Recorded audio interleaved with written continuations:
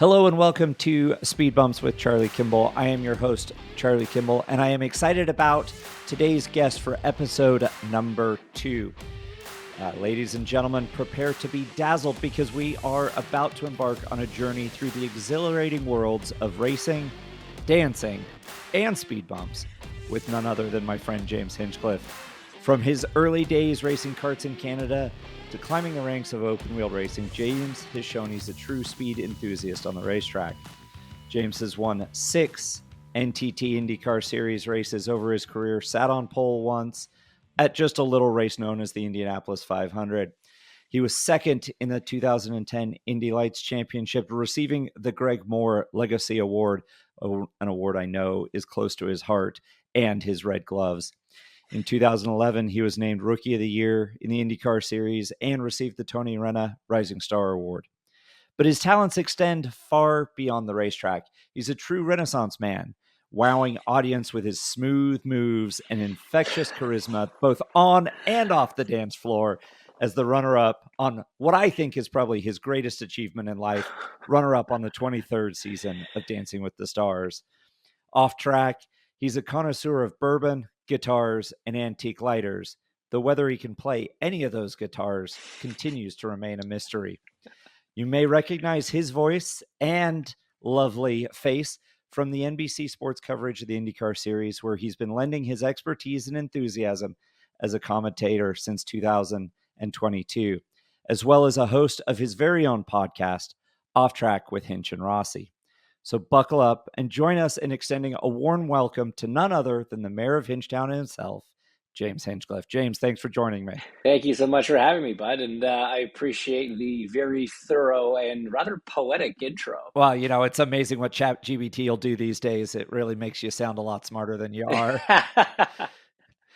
But I kind of want to start with the fact your and my IndyCar careers really lay over the top of each other. And I think it goes back all the way to a video where you and I often got mistaken, still do, in fact. In fact, I have 3 photos here on my desk asking for an autograph from fans that are photos of you, not me. So we often get mistaken for each other.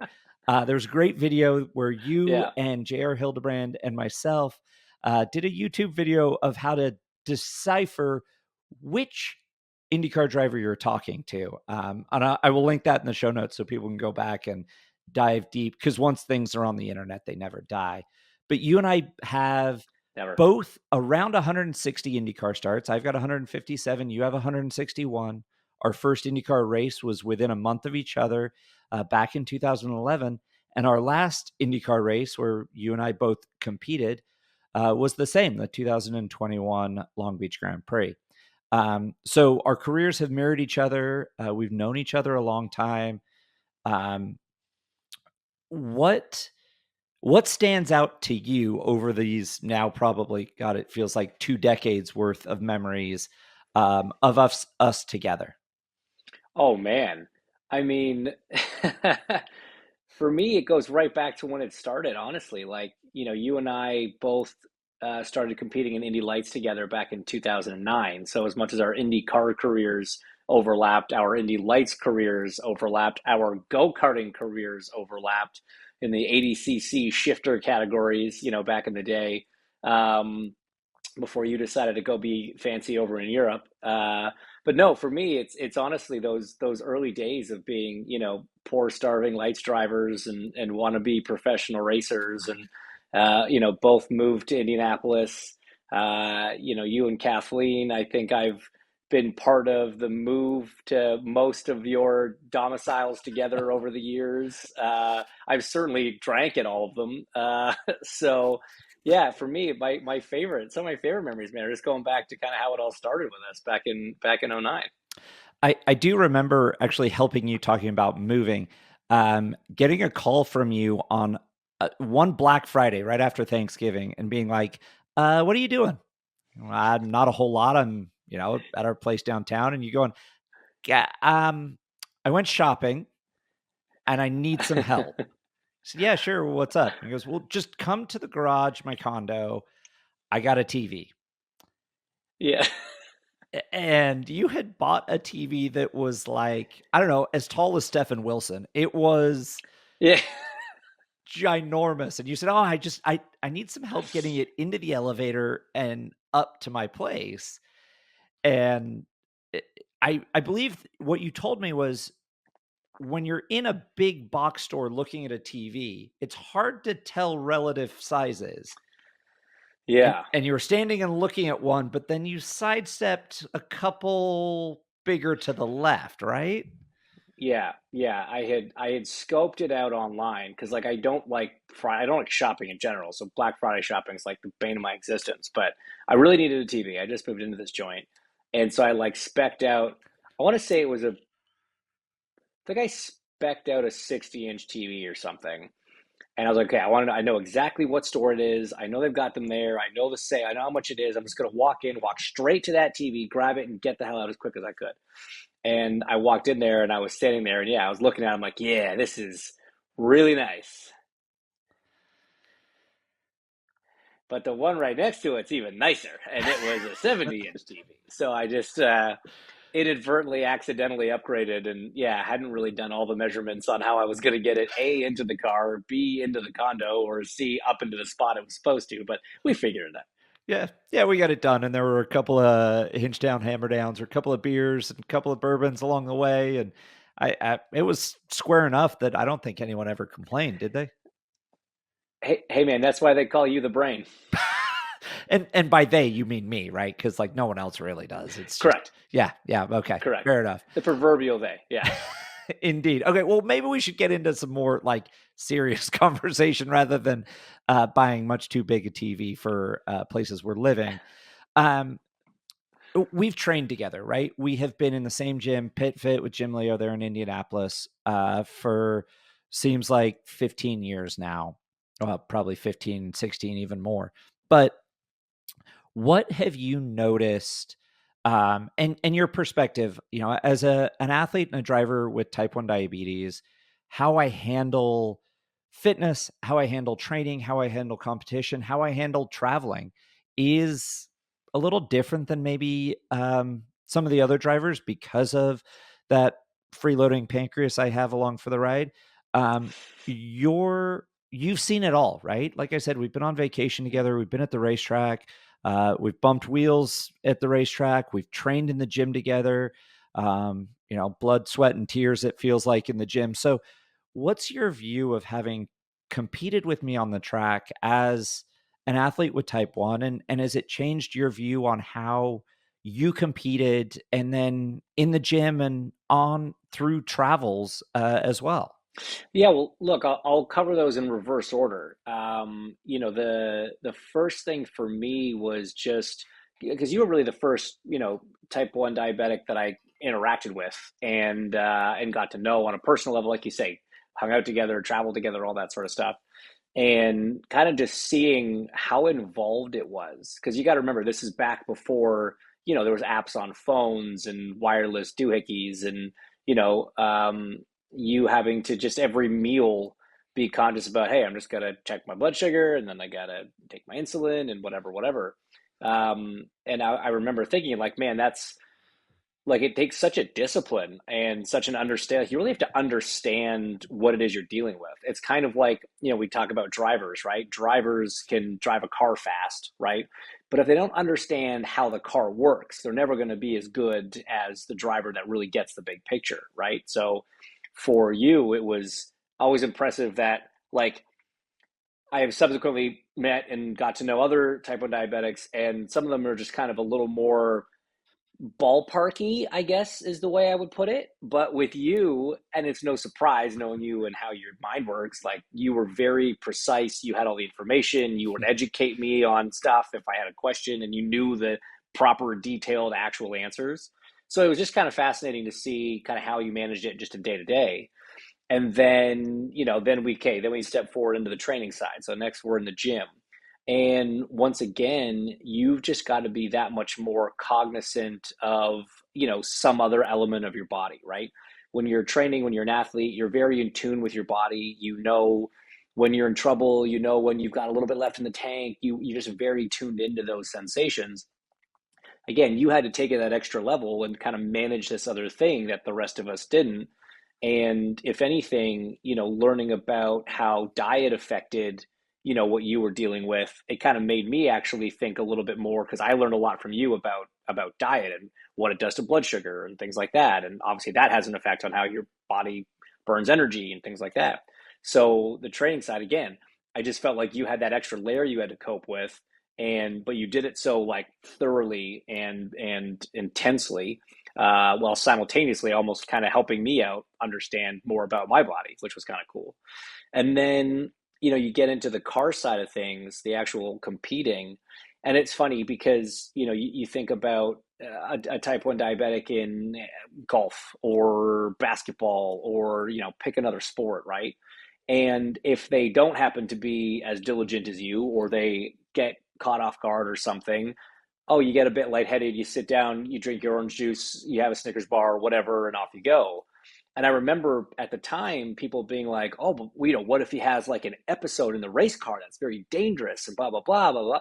And I'm like, you guys haven't really met Charlie, have you? Like there will be no episodes. That part I'm very confident about. But again, like, you embrace technology in a way. You had your readout taped or velcroed to your steering wheel. Again, before all this stuff was microscopic and cool, you took some, in hindsight, looking back on it now, kind of rudimentary devices and technology, but incorporated it into what you were doing. So it was always really impressive, man. It was one of those things where, like, there's that saying that things happen to people that can handle it. Well, like, I could not think of another person who could have handled that situation in your chosen career path better than you. Well, I appreciate that. And I always used to joke that through the high tech science of Velcro was how I got my blood sugar on my steering wheel, right? Like, you're talking about these high Yeah. end biomedical devices with algorithms and polymers and this wire floating in my body and transmitting wirelessly to this display that I then just Velcroed to the steering wheel. And I don't know if you ever knew this, but I can't remember which season it was that we raced with each other, against each other in Indy Lights, but it was one year we were racing at Milwaukee and I had a crash in practice. Milwaukee. Yeah, Yeah. I remember that story. Yeah. And I had to add an additional layer of security to my display because when I crashed, I backed into the wall. The Velcro wasn't strong enough to hold a 40G hit into a concrete barrier. And so it exited stage right over my shoulder. And so I was like, okay, next time, A, taught me a couple lessons. A, I need a spare in case anything ever goes wrong with my readout. B, let's use some tie wraps and add some plastic to that. And C, I realized how strong those devices were, and they're super over engineered, a lot like race cars. Didn't you find it in between the barrier and the safer, like the wall and the safer barrier? Yeah, my dad and I at the end of the day were like, all right, it's quite on track. I don't know, let's go see if we can find it. This is a long shot. Maybe we can send the pieces back to the manufacturer and they can learn something, right? So we're walking along and like there were some leaves, I think some, just brown leaves between the safer barrier and the concrete wall. And I look down and I go, that looks, so I like lean in, right? My dad's holding my feet like a kid, dipping me in, right? I pull it out and it's just flashing like signal lost. Like it was working totally fine, like no problem. Just like, where'd Charlie go? Like I'm not Yeah. getting a reading from the sensor. So it was interesting. You start with rudimentary and it's like, yeah, let's Velcro it. And then you learn some lessons really quickly. Um, and as those lessons became more natural, like you talk about the nutrition piece, that was something that I felt fortunate, I think, as an athlete, growing up when I was diagnosed, I never thought, oh, okay, I've got to cut out smoking. I've got to cut out regular Cokes. I've got to cut out Right. all this other stuff. Oh, I've got to get more active so that I keep my body healthier for longer. It was almost a natural progression into the discipline of it, right? Like, Hmm. I mean, how many hours would you estimate you have spent training over your lifetime as a professional athlete? I mean,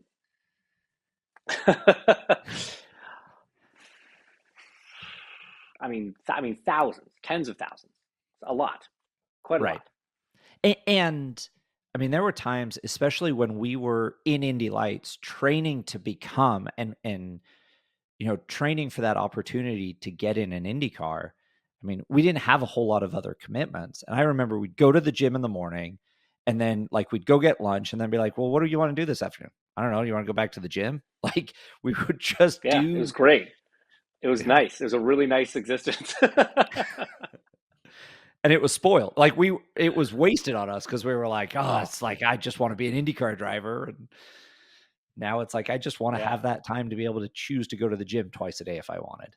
yeah, yeah. Now, Then you get a real job and it's all downhill.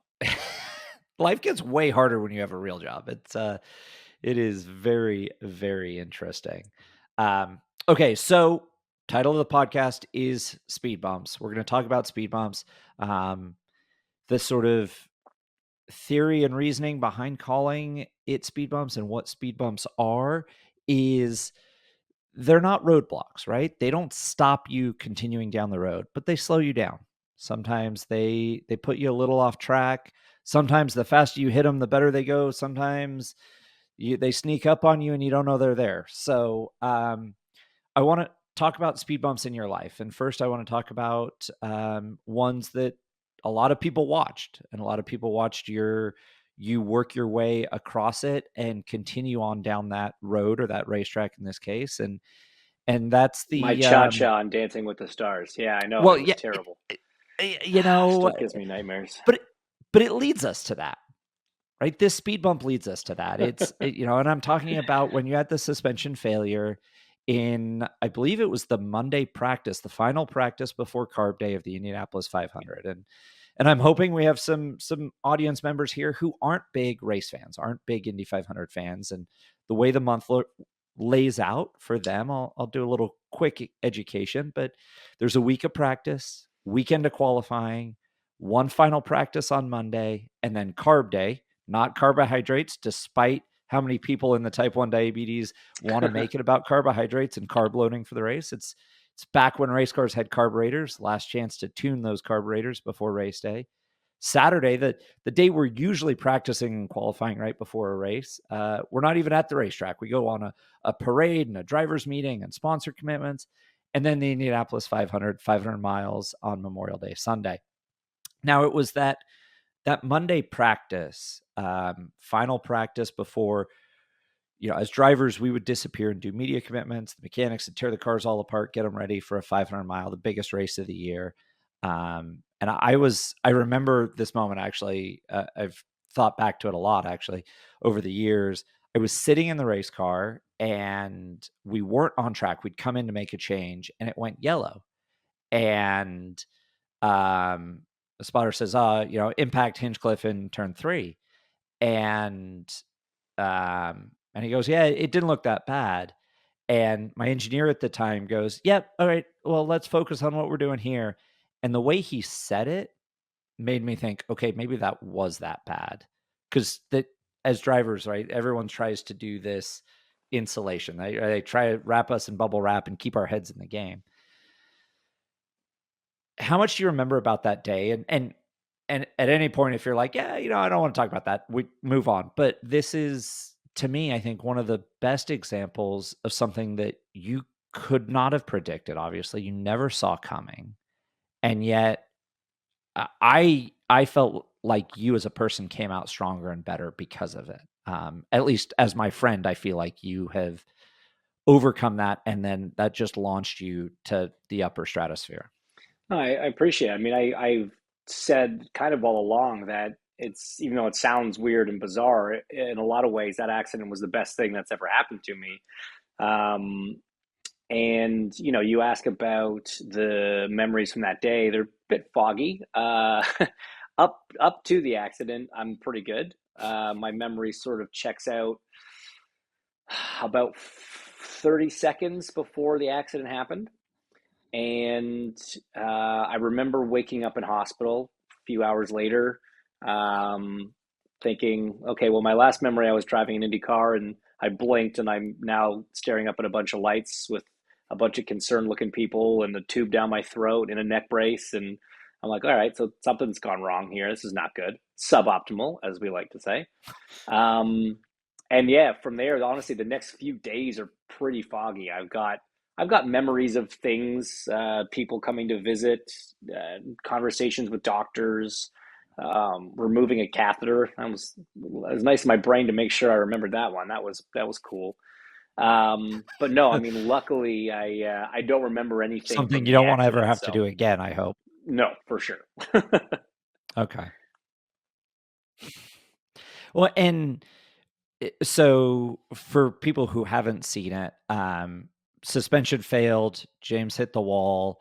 That suspension then entered what we refer to as the safety cell, the cockpit of the car, the tub, the chassis, through the carbon fiber, through James, and is like I think you may be the only human shish kebab I've ever met. Well, I hope so. I can't imagine there's too many of us.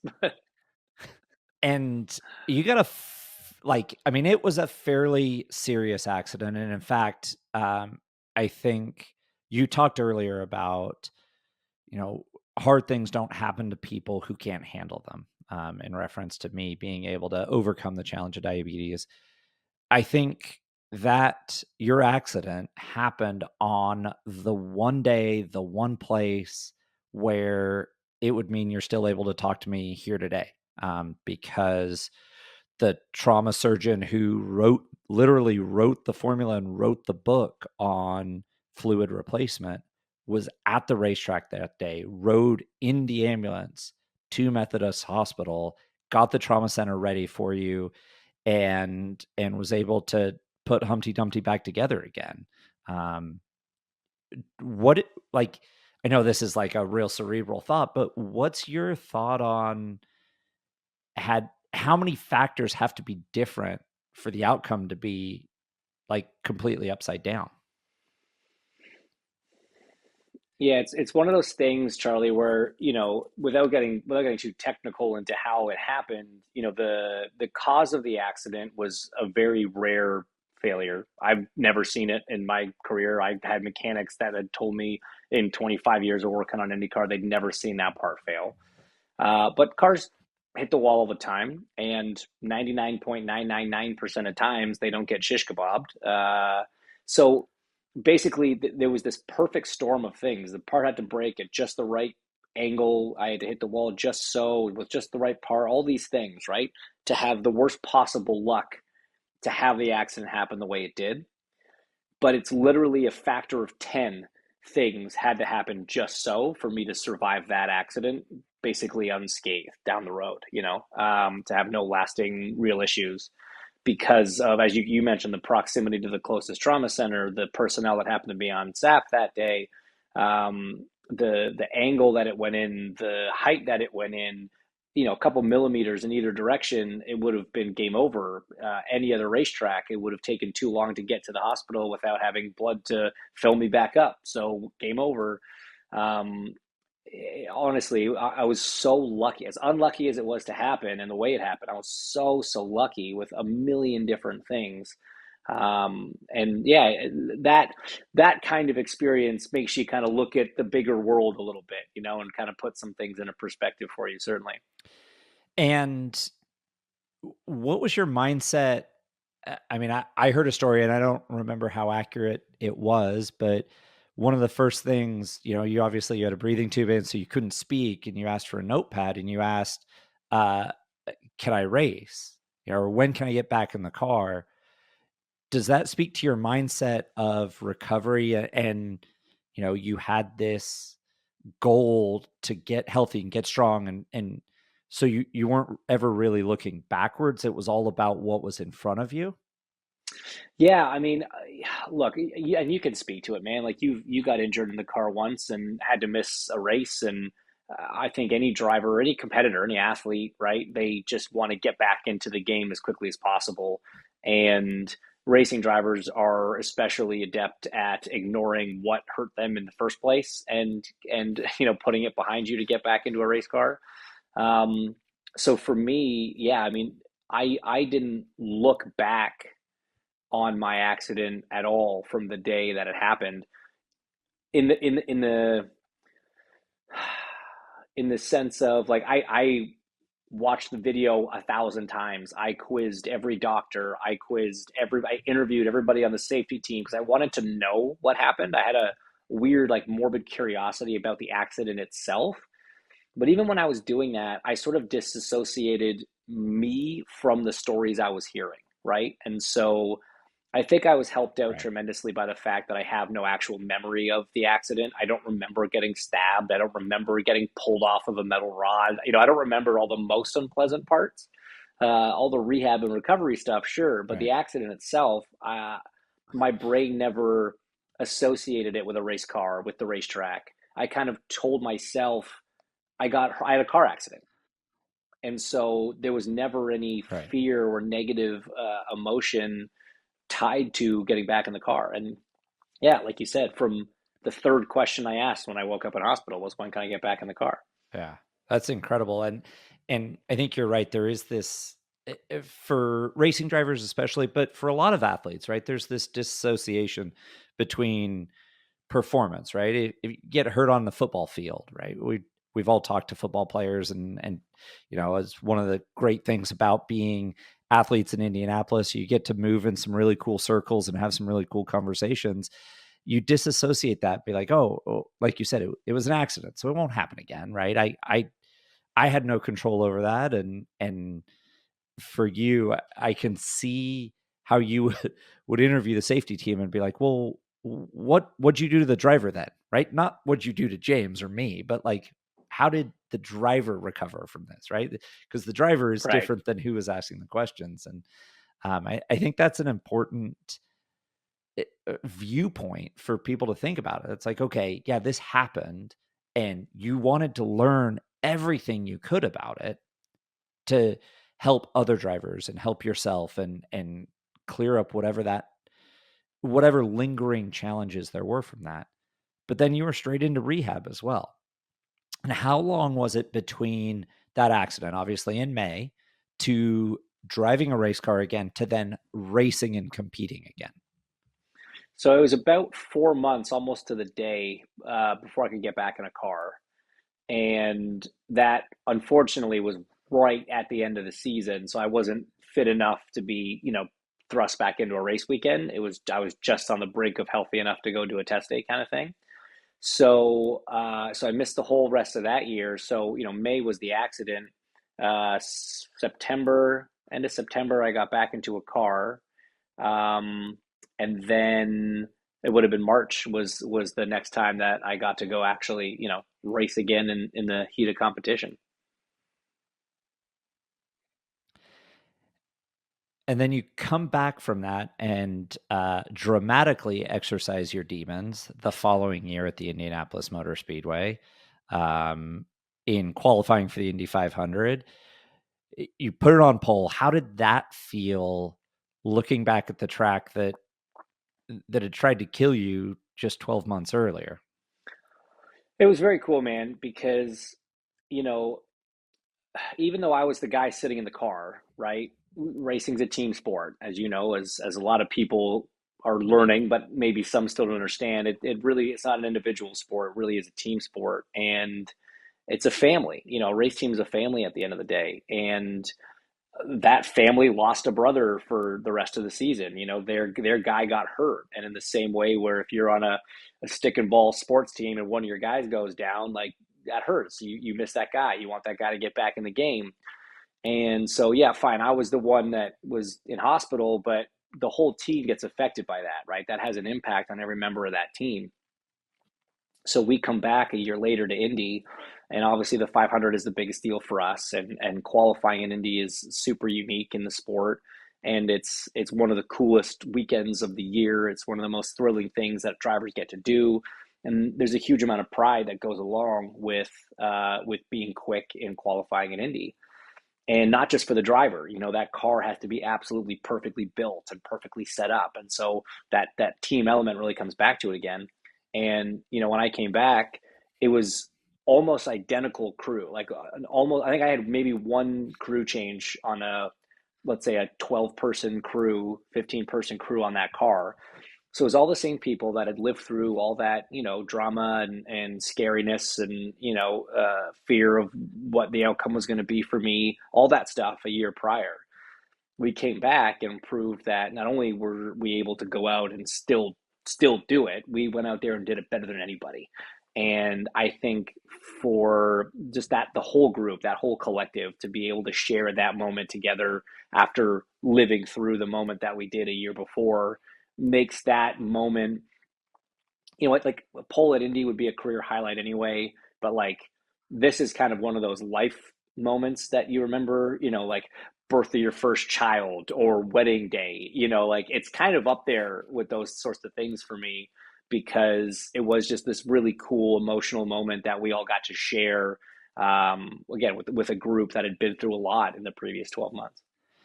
And knowing race mechanics as I do, I can imagine it felt like for both you and them exercising a lot of demons. 12 months later, I'm sure some of them or all of them felt some personal responsibility for what was a freak failure, for essentially for you ending up in the hospital. I've heard it with mechanics. If something breaks, they're like, oh man, like I feel really badly, like as badly as you or I do if we had an accident and they have to fix the car, right? Like it is a team. And so that moment, I can only imagine how it just felt like a weight lifted off all of you. Yeah, I think that's spot on, and you sort of said it. These mechanics, the guys and girls that work on these race cars have a tremendous amount of pride in what they do, and kind of going back to that team sport, story. You want to talk about teamwork? My life is in their hands. The people building this car, and if it does break, and it is an issue with like they take that responsibility very seriously, because they are in control of my life. And you got to trust your teammates. Really, like that's a team sport right there. Don't tell me that's an individual sport. That's a team sport. And yeah, so I think you're right. I think the pride that came from not just showing back up and competing, but showing back up and building the fastest car, setting up the fastest car, driving the fastest car together. We all did our job that day better than anybody, and that's something that you can be really proud of. Absolutely. And you fast forward a little bit beyond that, and the final exorcism is watching you on Dancing with the Stars. I got a great photo of you and I on that final night. You finished second on the podium. You know what they say about second place, James, but it it was really interesting because I your do. doctor said your body, with all the scar tissue and all the damage that you had in your hips and your legs, your body should not move like that. And the whole country got to see you on national TV, for week in, week out, moving and telling your story through, frankly, a really creative outlet, and something that I have a lot of respect for because I have two left feet. I can't dance. Despite what my wife may lie to you about that, I can't dance. So being able to see you continue that growth and sort of really put an exclamation point of, okay, James is back, and James, you know, your enthusiasm, your charisma, the whole country got to see that. What did that feel like to be on, pardon the pun, on that big a stage here? And I can't believe that's the first pun I've gotten to today. Yeah, fair enough. That is you're under your quota.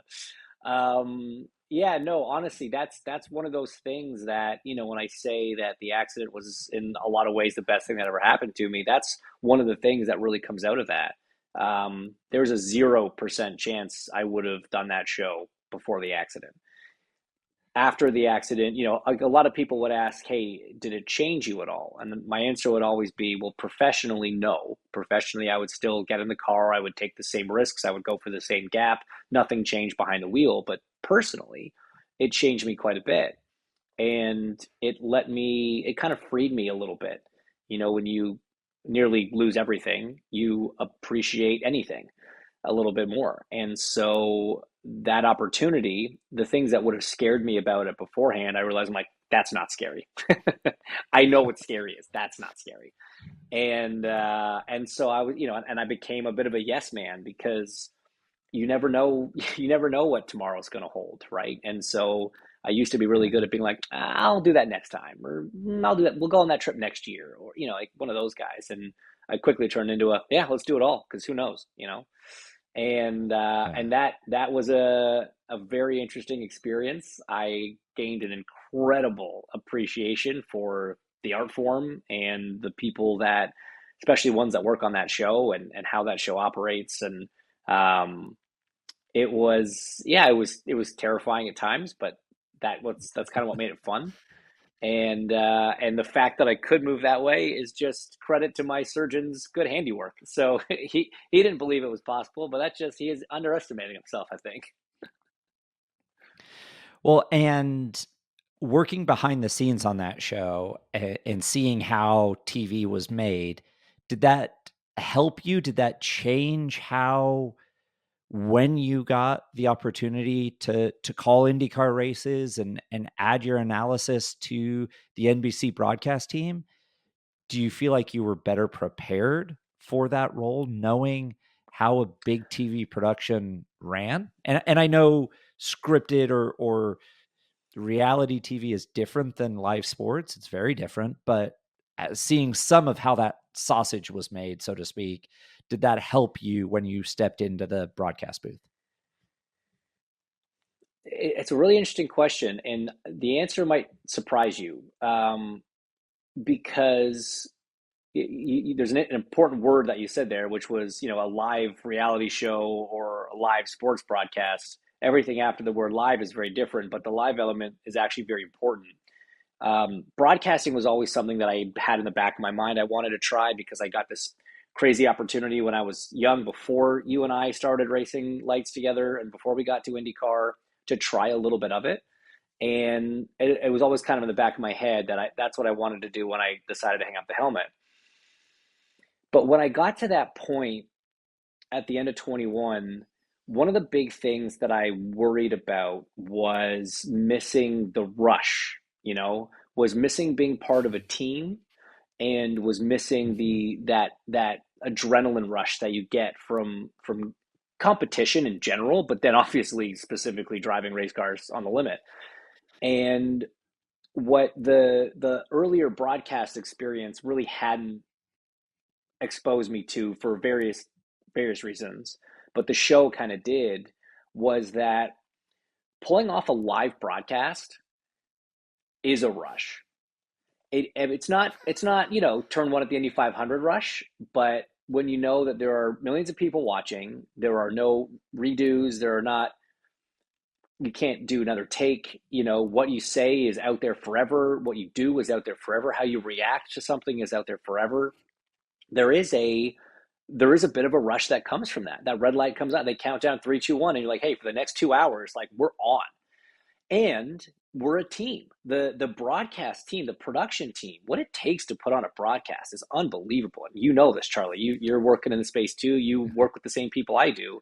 You know everything that goes into it. And so I experienced that on Dancing with the Stars as well. I mean, watching how the set people would rebuild different sets in commercial breaks, and seeing how the costume designers had to design these costumes that you could still dance in, but were super, elaborate and intricate, and seeing how the director had to design the camera moves for each individual dance, and how you had to plan which couples danced in which order based on which cameras were being used and which sets were being built. How it all came together in a 2 hour live show was baffling to me.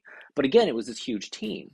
And so as I sat there wrestling with hey, these are the things I'm really going to miss about racing IndyCar, I realized that this opportunity I had was actually going to kind of check some of those boxes. So yes, it sort of did make it a little bit easier, and prepare me a little bit for the kind of life I was getting myself into.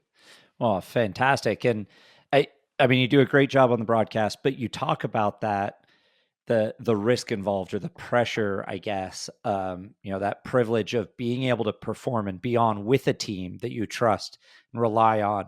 When you ask for a replay of something that happened on track that you've been talking to. They've got it, they load it, they play it. You're right. Being in that same space, working with a lot of those same people, it's so impressive that, like, I mean, when you watch it, you go, "Oh yeah, that was a great race." You don't think that was a great race, and hundreds of people did their jobs perfectly, so that all you were thinking was that was a great race, not why is that camera looking at the wrong way or whatever. It really is an incredible team piece on the production. And I saw that pressure recently. I saw you rehearsing for a stand up at the intro of a show, and I Yeah. think it was a fairly intense conversation about some news that was happening in racing, and the only other time I've seen you close to that nervous, or seen that same level of pressure, I know where you're going with this. was right before my wedding and my marriage ceremony to my wife Kathleen. You officiated our wedding. You had to get additionally ordained. I guess being a mayor of an online made-up town wasn't good enough for the government, but Nor you should it be. you you rehearsing for that wedding ceremony was the most stressed and most nervous I've ever seen you. Charlie, I got to be honest with you, man. That may be the most nervous I have ever been in my entire life. And when you consider the things that I've done in my life, I've raced cars, I've crashed cars, I've jumped out of planes, I've been on national television dancing, wearing guy liner and spandex. I've done all sorts of crazy things. That is probably still the most terrified, stressed, anxious, and nervous I have ever been. Well, we still really appreciate you overcoming that anxiety, and it was a great ceremony. And Kathleen and I are still happily married, coming up on 10 years since that happened. So, thank you very much for that. We got one last question for you. So we saw the big crash, right? Your crash, your accident, your recovery from that has been well publicized as a speed bump that you've overcome. Have there been any, what I'm going to call silent speed bumps that people don't know about, that, if it's crisis of conscience or challenges that people haven't seen, that you're comfortable sharing, that, maybe our audience could take away and go, okay, not everyone sees this hard time I'm going through, but when I come through it, it's all going to be worth it. For sure, man. I mean, you know what this sport is like, right? And I've never competed in other sports. I assume there are similar stories through anybody that went into, the pro athlete route in life. Um, but certainly some of the early days, I think, were some of the toughest because there's so much outside of your control. You are trying to make a name for yourself. The sport is so expensive. It's so hard to find money at that point. Your family is sacrificing everything, and you don't know if it's ever going to be for any reason, if it's ever going to be worthwhile, if it's going to come to anything. There were some really dark days in the days leading up to getting that shot. And then even when I got that shot, I got an IndyCar test. They're like, "Yeah, we love you. Let's sign you." But then they didn't have a sponsor. And you mentioned at the top of the show how our IndyCar debuts were 1 month apart. Well, it's because I hadn't found a sponsor and I thought my career was over. And then magically we found one and we made it to the next race, kind of thing. So um, days like that for sure were tough. And then there's always stuff in your personal life that you struggle with. I mean, for me, losing my dad a few years ago was a really big deal and had a tremendous impact on me. Um, and I'd be lying if I said that it didn't play a part in the decision to kind of step back from racing full time. And there were days and nights through that process that people won't know about and aren't on TV and aren't on social media. But you sit there sometimes. If anyone that's lost a loved one will know, it's there are these moments you're like, I don't know how I'm ever going to get through this. And then you realize that as bad as it hurts in those moments, you're not the first one to have gone through this, and the rest of the world actually managed to come out the other side okay. And then you kind of stop thinking emotionally and start thinking rationally again. But yeah, man, there's always all sorts of stuff. It's never easy in this business, but it's not easy in this world. Everybody has their own battles and challenges that they have to fight, kind of like you say, silently. Those silent speed bumps. Well, I appreciate you sharing that. And I think one of the perspectives that I've always found comforting in losing a loved one, and you and I have had a lot of conversations that will stay, that are between us and will stay between us over the years about these things, um, as should be with any good friends, is that how lucky are we that we hurt so much when we lose someone because we got to love them so much and spend so many worthwhile 100%. moments with them. Um, time and space and being that close for that long, it it it puts the roots pretty deep. So I appreciate you sharing your story. So I'm going to try and make it a tradition here on the Speed Bumps podcast. We're going to finish out with 3 rapid fire questions. First one coming at you, James. What's the best advice you've ever had, and who was it from? Best advice I ever got was actually from my childhood hero, Greg Moore, who was a driver, and he was very tragically killed in a racing accident back in '99. But when I was a snot-nosed kid, I went to the IndyCar race in Toronto. I got the chance to meet him, trying to get his autograph. And my sister, thank God, was with me because I just was staring up at this guy like he was a god. I couldn't get 2 words out. But my sister was like, "Oh, my brother here's a go-karter. He wants to be a driver one day. Do you have any advice for him?" And he just said, "Yeah, man, just don't give up. It's a tough world and it's a tough gig, but just don't give up." And it sounded so like throwaway and just like yeah, that's just his preloaded answer for any time someone asks him something and he's got no time to respond. But then I started going through my life and through my career, and I realized that he was absolutely right. I mean, you realize that the opportunities in this sport can be so few and far between, but they go to the people that kept digging, kept hustling. We're always there. We're always ready. And as long as you don't give up, eventually that opportunity is going to come. Now, then it's up to you to execute on that opportunity, right? That's not just a given that you're going to make it, but it's about being there for those chances when they come. And so I give every young driver that asks me that question the same answer that I got from Greg. Oh, I love that. And yeah, always remember Greg with your red gloves, and red gloves rule. So, all right, number 2 coming at you. What is one road car? We're car guys racing, that one road car you'd love to have in your garage? And do you have it yet? And what's your plan to get it if you don't?